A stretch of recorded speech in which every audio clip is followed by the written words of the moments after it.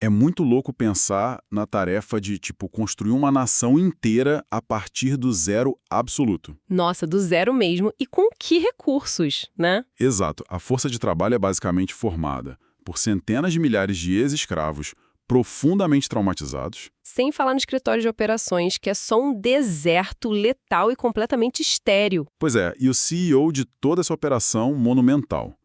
Um cara com histórico de exílio, uma gagueira severa e uma síndrome do impostor que é simplesmente paralisante. É o cenário perfeito para um colapso total, se a gente for analisar friamente. Com certeza. Ou, como os registros históricos frequentemente mostram, é o pano de fundo para a maior virada de jogo imaginável. Certo, então vamos desvendar isso. Hoje o nosso mergulho profundo nos materiais foca no tema Bíblia Sagrada, o que você precisa saber antes de ler. Aham, um tema gigantesco. Gigantesco. E nós vamos olhar minuciosamente para os primeiros 40 capítulos do livro de Êxodo. E um aviso importante para quem nos acompanha: o nosso objetivo aqui não é simplesmente recontar aquelas histórias que, tipo, muita gente já ouviu na escola dominical, ouviu nos filmes. Sim, a missão dessa nossa exploração é extrair as lições subjacentes nas fontes, falar sobre liderança, sobre as complexidades mais sombrias da natureza humana, sabe? Exato, e sobre os gigantescos desafios logísticos e psicológicos de se estruturar uma sociedade livre. É um verdadeiro estudo de caso sobre a desconstrução de um sistema opressivo. E a construção de uma nova identidade coletiva. E o que me surpreende demais, assim, é a forma crua e super pragmática como o texto descreve todo esse processo. É muito pé no chão, né? A narrativa começa com uma transição brutal. Sim, as fontes indicam que os israelitas originalmente entraram no Egito não como escravos, mas como uma pequena família convidada. Isso, eles foram acolhidos lá na época de José. E eles prosperam e se multiplicam horrores. Mas aí a política muda de uma hora para outra.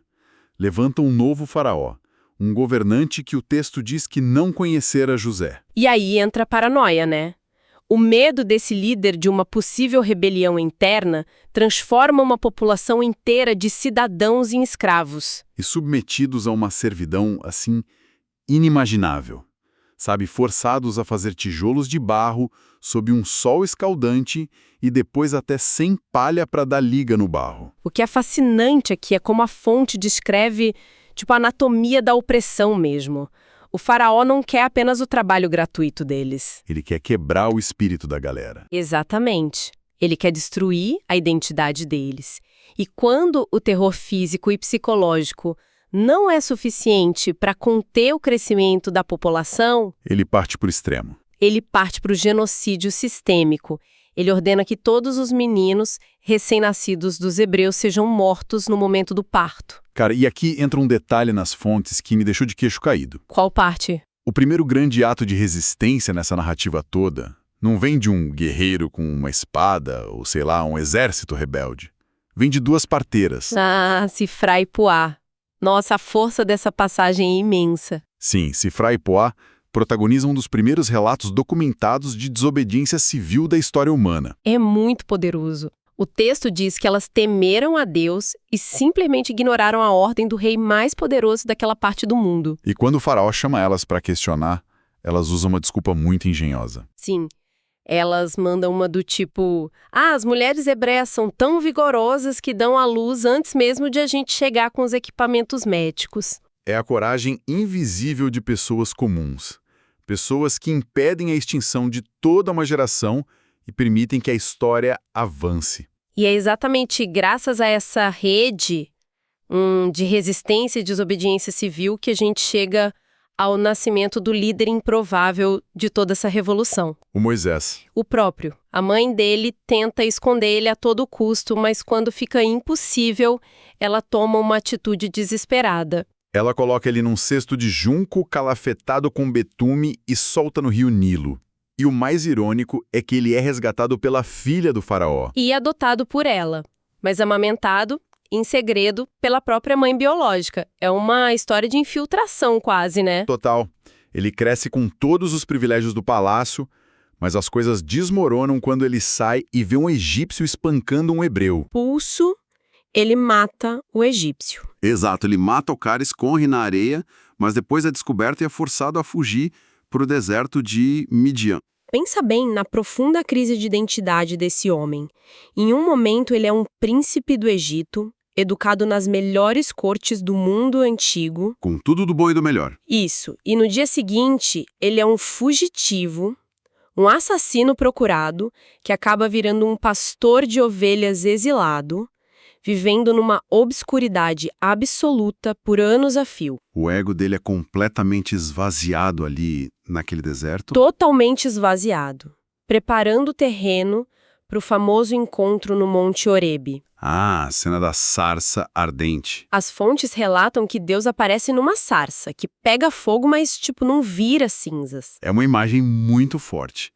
E Deus se identifica com aquele nome altamente enigmático, eu sou o que eu sou. E aí então entrega a missão, né? Ele diz, volte ao Egito e liberte meu povo. Mas é aqui que a fonte fica, sei lá, incrivelmente humana para mim. Porque o Moisés não aceita na hora. Não, de jeito nenhum. Moisés não estufa o peito e diz, pode deixar comigo, eu resolvo. Ele sofre de uma crise de síndrome do impostor, que é quase agonizante de se ler. Ele resiste com todas as forças. Ele apresenta uma objeção atrás da outra. Sim, ele começa dizendo, quem sou eu para ir falar com o faraó? E a desculpa final, a mais vulnerável de todas, é sobre a própria capacidade de comunicação dele. É aquela parte que ele diz que é pesado de boca? Isso, ele diz que é pesado de boca e pesado de língua, que basicamente significa eu não sei falar em público, eu gaguejo, eu travo. E na antiguidade, a oratória era a principal ferramenta de um líder. Um líder tinha que saber falar. E Moisés implora literalmente para que Deus envie outra pessoa. Ele fala, manda qualquer um menos eu. E a solução que o texto apresenta para essa inadequação dele é genial. A resposta divina para a insegurança do Moisés não é dar uma cura mágica para a dificuldade de fala dele. Não tem um milagre na língua dele, né? Exato. A resposta é montar uma equipe. Deus designa o irmão dele, o Arão, para ser o porta-voz da operação. O que mostra que não precisa ser um super-homem. Se a gente analisar bem a fundo, isso destrói completamente o mito do líder solitário. Aquela ideia do gênio que sabe fazer tudo sozinho. A mensagem da fonte é muito clara. Liderança eficaz não exige perfeição individual, exige a coragem de assumir a responsabilidade e, a sabedoria para trabalhar em parceria. Moisés carregaria a autoridade e a visão estratégica, enquanto Arão seria a voz, o comunicador. E com esse conselho de administração formado, a dupla deixa a poeira do deserto e entra de volta nos luxuosos salões do Egito. E o que vem a seguir não é só um pedido formal de liberdade. É uma guerra. É uma guerra aberta. E as fontes deixam claro que é uma guerra tanto psicológica quanto física. Uma batalha de vontades que escala muito rápido. Inicialmente, a gente vê Moisés e Arão operando sinais de autoridade. Como a vara que vira serpente. Isso. Só que os magos do Egito usam lá o ilusionismo ou artes ocultas deles para imitar o feito. Então fica aquele jogo de demonstração de poder. Mas aí começam as pragas. E, cara, quando a gente lê a lista, águas do Nilo virando sangue, infestações de rãs, piolhos, moscas, morte do gado, sarna humana. Saraiva com fogo caindo do céu, gafanhotos, trevas. Sim, trevas espessas. Parece apenas um show de horrores gratuito para chocar o faraó. Mas tem um mecanismo muito mais inteligente por trás disso, não tem? Absolutamente. Se a gente conectar isso ao quadro geral da cultura da época, as pragas não são só desastres ecológicos aleatórios. Elas têm um alvo. Sim, elas são ataques cirúrgicos contra a visão de mundo dos egípcios. É guerra psicológica pura. Cada praga atinge uma divindade ou um pilar de sustentação do Egito. Dá um exemplo para quem está ouvindo a gente visualizar melhor isso. Claro. O Nilo, por exemplo, era considerado um deus. Transformar a água dele em sangue mostrava que esse deus egípcio tinha sido morto. Caramba! Ou as rãs. Havia uma deusa chamada Eket, com cabeça de rã, que era ligada à fertilidade. Uma infestação de rãs transformava essa reverência em repulsa total. Faz muito sentido. E o sol também, né? Sim, o sol era a divindade suprema deles, Ra. E a praga das trevas espessas provava que até o sol tinha sido subjugado. Era o desmantelamento metódico do império e da religião deles. E durante todo esse colapso, a gente viu um padrão comportamental muito assustador no faraó. Aquele endurecimento. Isso. As fontes relatam repetidamente que o coração dele foi endurecido. Tem até notas nos textos originais sobre como às vezes o próprio faraó endurece o próprio coração por pura teimosia. E em outras partes, o texto diz que foi Deus quem endureceu o coração dele. Sim, mas a consequência prática é a mesma, né? Uma cegueira irracional. Mesmo quando os próprios conselheiros do faraó chegam para ele e gritam, tipo, você não percebe que o Egito está destruído? Ele se recusa a ceder. É a anatomia da tirania no seu estágio final.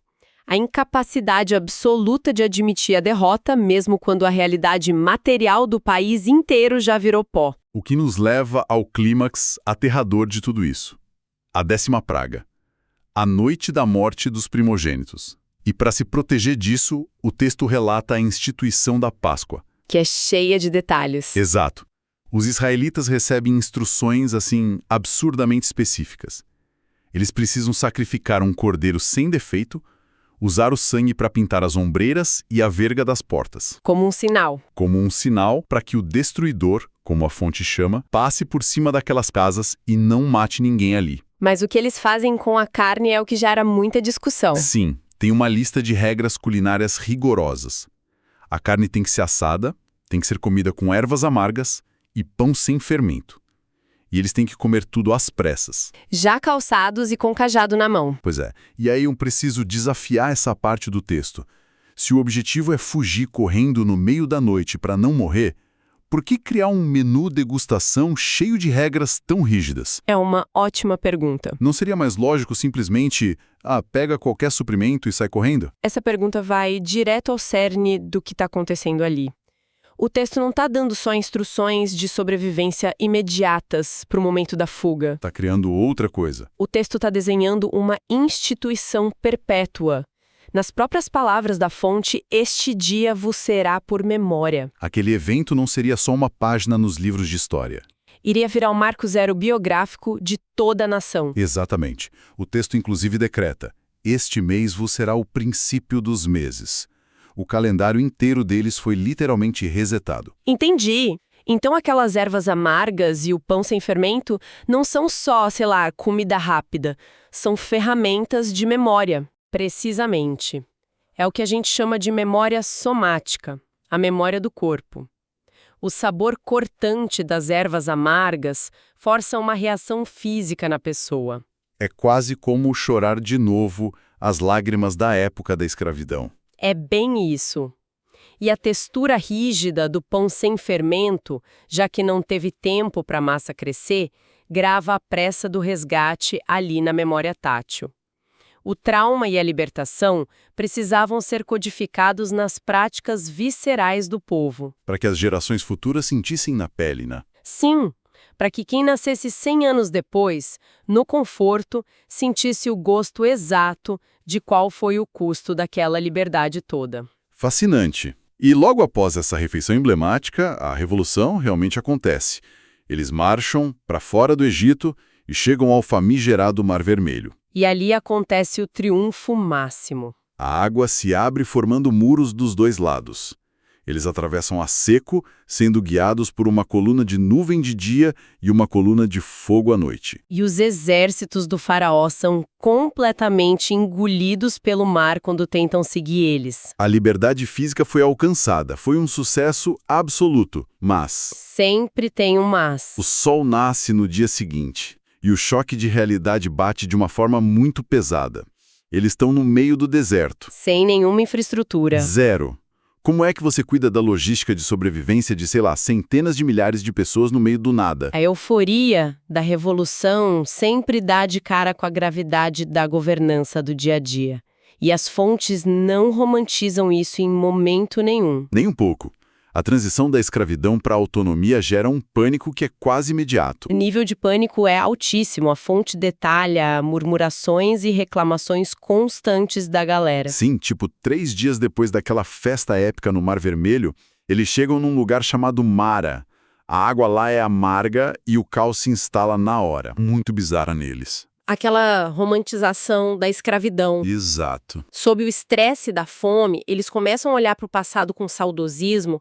Eles dizem algo do tipo, que saudade do Egito. Lá pelo menos a gente sentava perto das panelas de carne e comia pão até explodir. É louco pensar nisso, mas isso revela a fragilidade psicológica brutal daquele momento. O medo imediato de morrer de fome no deserto substitui instantaneamente a memória dolorosa das chibatadas. E a resposta divina para estabilizar esse pânico todo é a introdução de uma logística de suprimentos contínua. Aquelas nuvens de codornizes para fornecer carne. E o famoso maná, o pão dos céus, que aparecia lá a cada manhã. E o mais legal é que o maná traz embutido um mecanismo educativo que é muito brilhante. A lei do repouso do sábado. Como funcionava? Eles só podiam colher o suficiente para um dia.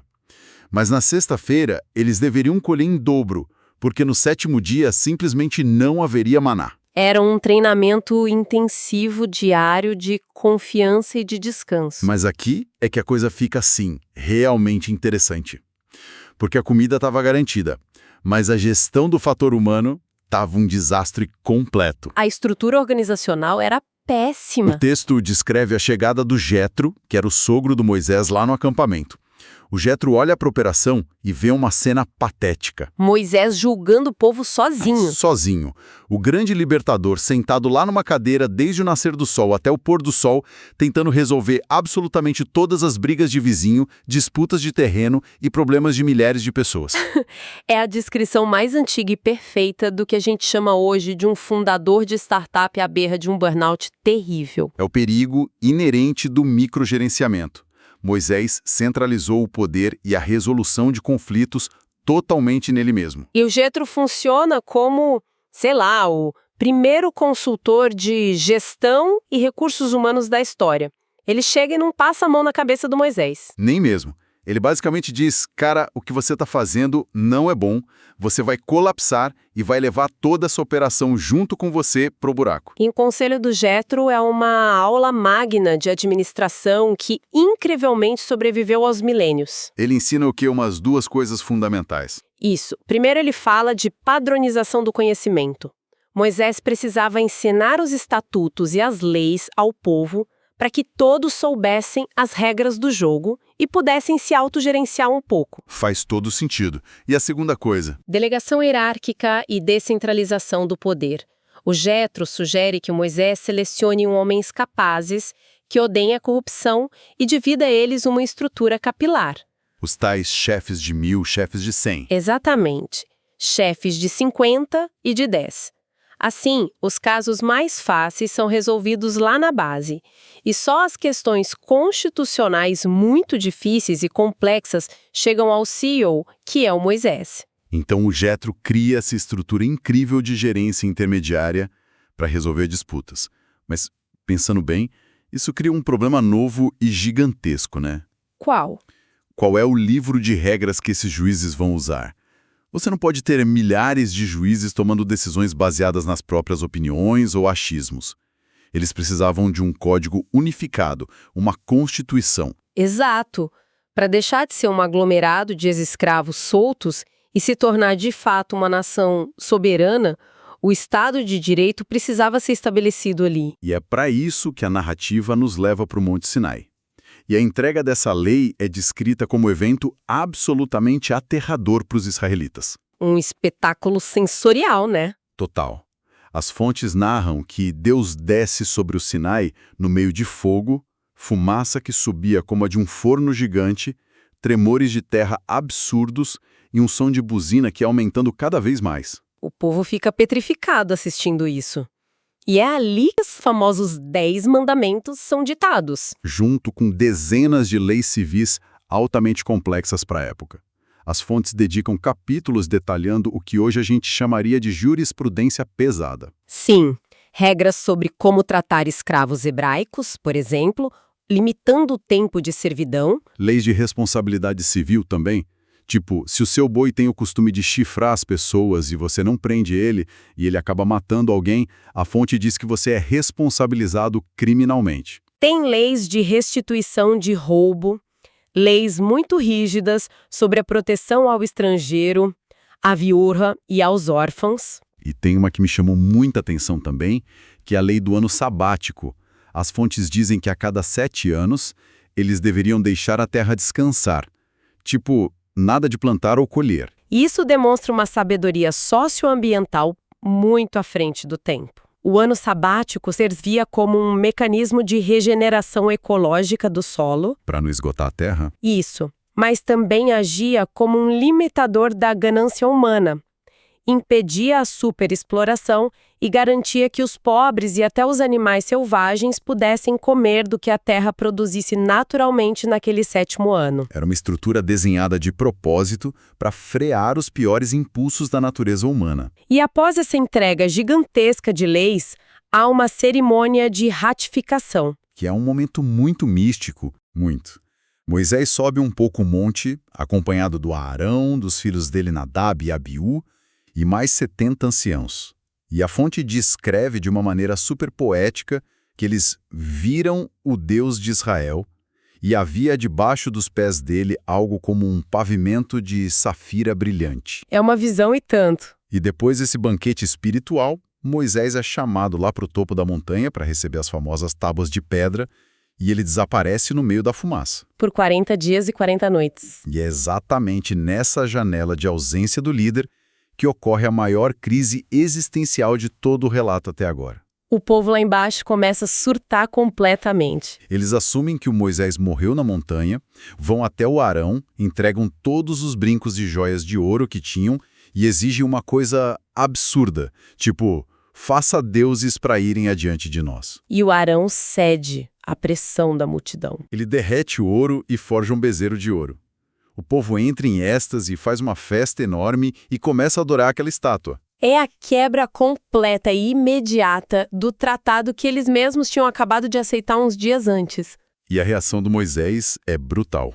Ele desce do monte, vê aquela orgia idólatra e, num acesso de fúria cega, ele simplesmente estilhaça as tábuas da lei originais no chão. E depois ele vai pra cima do bezerro. Ele destrói o bezerro, queima a estátua, moe aquilo tudo até virar pó, joga num ribeiro lá perto e faz o povo beber daquela água com ouro. Uma punição bem física. E não para por aí.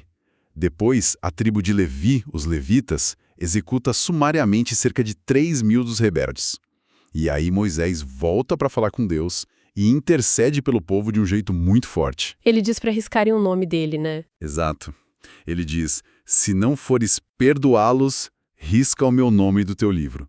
Ele coloca a própria vida na linha de frente por aquela nação falha. E a mediação funciona, no fim das contas. Funciona, novas tábuas são feitas. Mas olha, eu preciso muito de uma explicação de especialista aqui. Pode falar. Como é que é logicamente possível que pessoas que viram o Nilo virar sangue, que atravessaram o mar a seco e acabaram de ouvir a voz de Deus tremendo o monte inteiro, como é que essas pessoas simplesmente decidem construir um bezerro de ouro poucas semanas depois? Qual é a lógica de um negócio desses? Olha, isso levanta uma questão importantíssima sobre a psicologia humana frente ao trauma e a necessidade de segurança.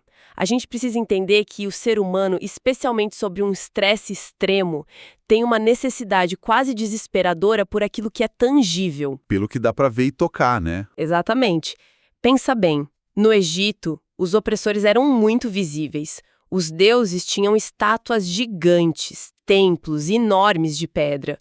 O touro Apis, inclusive, era um símbolo egípcio muito comum de poder e fertilidade lá. Ah, então o formato de bezerro não foi coincidência. De jeito nenhum.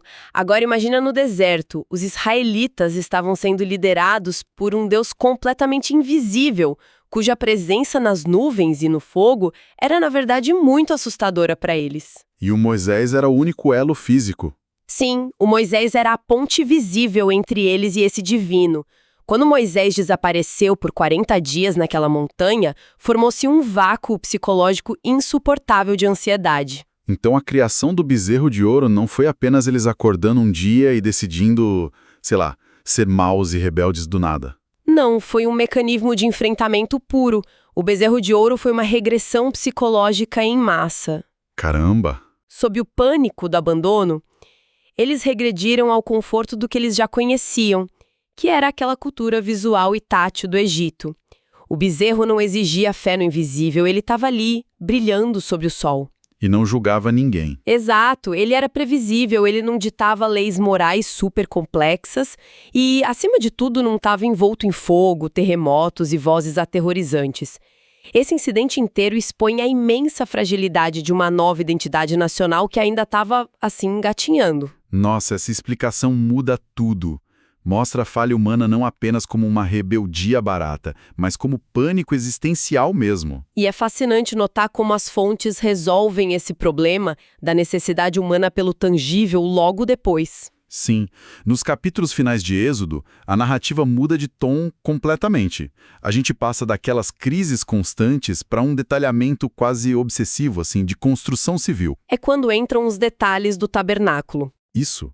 As fontes começam a descrever o projeto e a execução do tabernáculo, que era um espaço sagrado móvel incrível. Que nada mais é do que a resposta pedagógica e institucional para o trauma do bezerro de ouro. É uma obra monumental mesmo. Moisés pede ofertas voluntárias para o povo, só de quem tivesse o coração bem disposto. E a resposta da galera é enorme. Gigante. As pessoas trazem tanto ouro, prata, bronze, fios de púrpura, peles finas, que o Moisés precisa literalmente mandar espalharem um aviso no acampamento para pararem de doar, porque já tinha sobrado material. E aí as fontes destacam 2 homens específicos para liderar essa obra, né?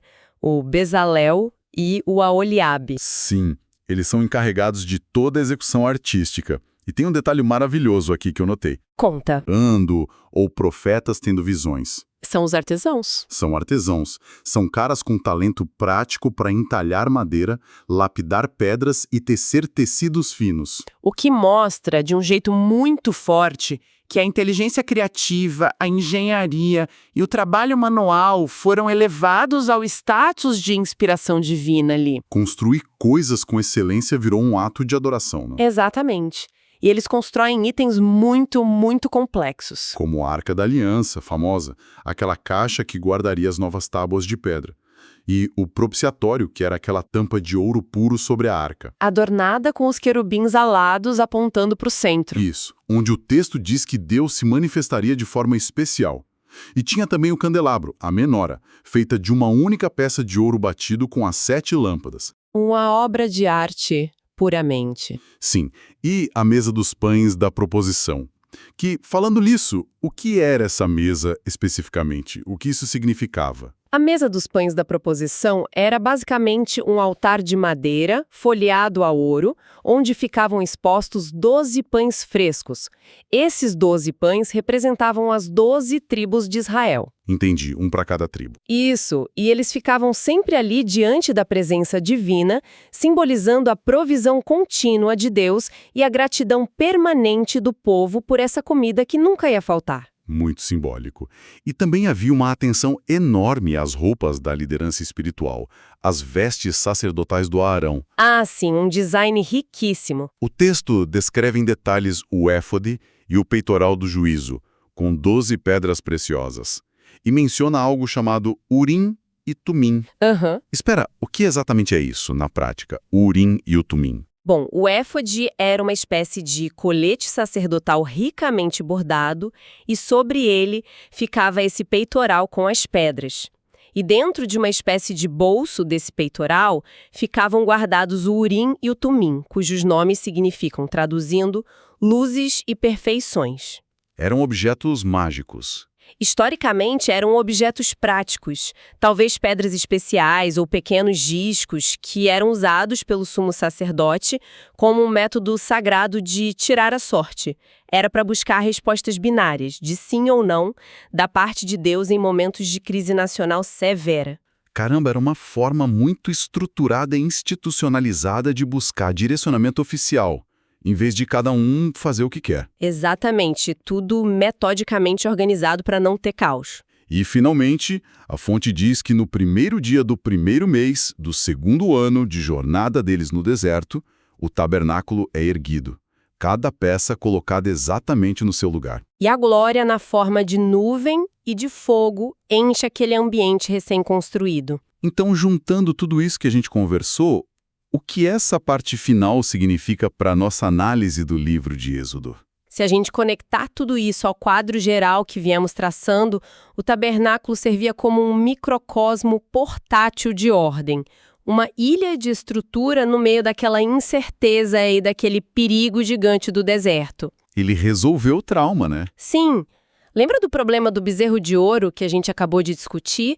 O tabernáculo redirecionou aquela necessidade humana desesperada que eles tinham de ver e de tocar o divino. Canalizou essa energia para algo bom. Ao invés de criarem ídolos por causa do pânico, a energia de toda aquela nação foi canalizada para construir um espaço belo, ordenado e com fronteiras muito claras para a devoção. O que garantia a promessa de que a presença do divino acompanharia eles. Uau! É impressionante observar a escala da evolução narrada nessas fontes. É um salto civilizacional gigantesco. Se você pensar, a história de Êxodo começa no fundo do poço da humanidade, lá no Egito, com pessoas sendo forçadas a amassar barro para fazer tijolos, sentindo o estalo do chicote nas costas todo dia. Sim. E o livro termina com essas mesmíssimas pessoas criando um sistema de justiça, aprendendo táticas corporativas de descentralização de poder com Jetro e unindo arquitetura e fé para construir um centro comunitário brilhante no meio da aridez total do deserto. É literalmente a jornada da transformação do caos em civilização.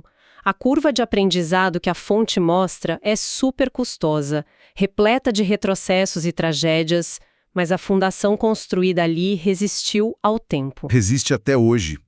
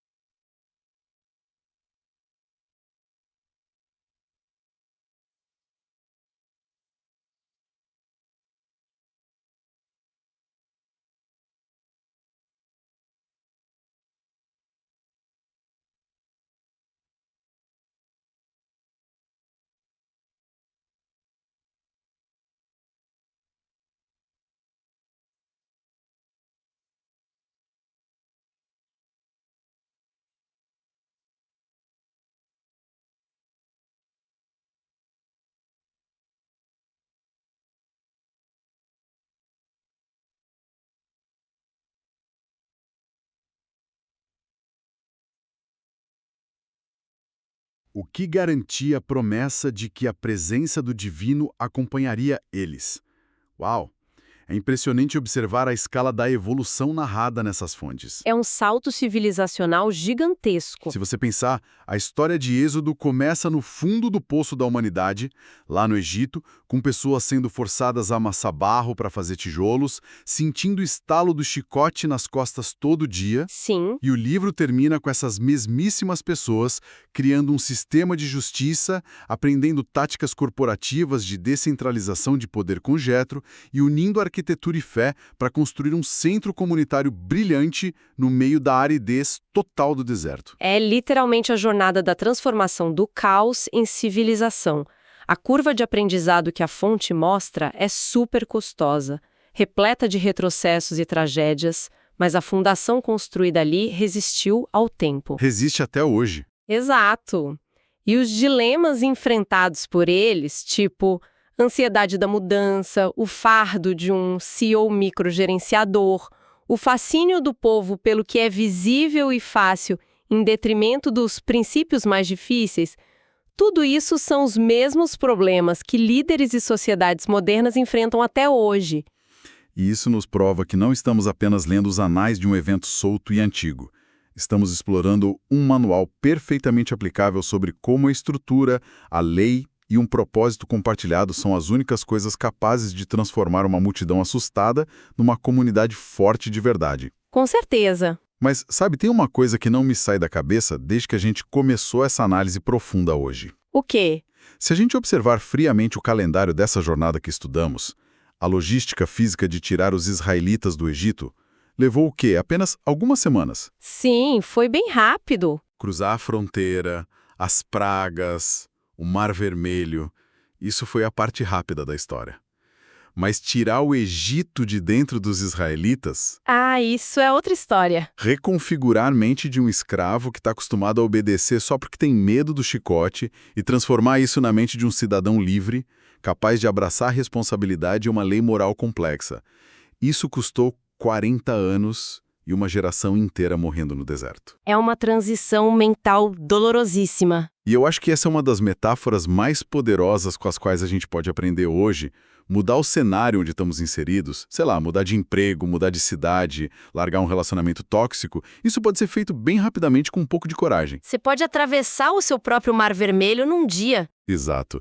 Mas reformar a nossa mentalidade, mudar quem nós somos por dentro perante as novas responsabilidades e a liberdade que a gente conquista.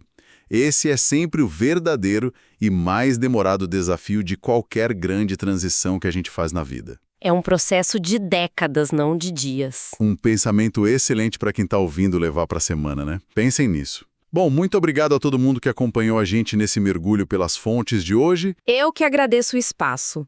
Foi um prazer imenso destrinchar essas dinâmicas todas que são tão complexas e atemporais com vocês. Até a nossa próxima exploração. Até a próxima, pessoal. Um abraço e até mais.